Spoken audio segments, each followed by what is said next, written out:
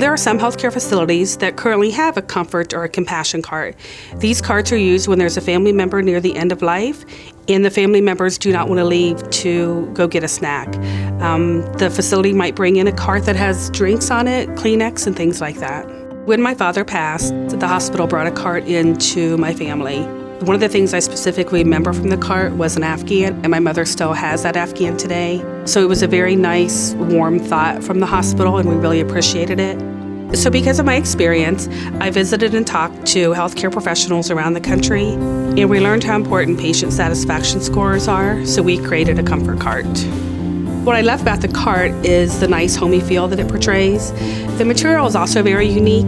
It's an eco-friendly material, so it's not going to rust. You can put it in a wash bay, completely sanitize it down, spray it down, and nothing will damage the material. The top has a nice half-inch lip on it, so when you're moving it down the hallway, things will not slide off, but also that lip is nice that it would contain any spills. The other two shells also have a nice lip that's going to keep things from sliding off. We do know that the comfort cart provides dignity and respect to both the patients and the families, and because of my experience, I wanted to give back, and I created the comfort cart.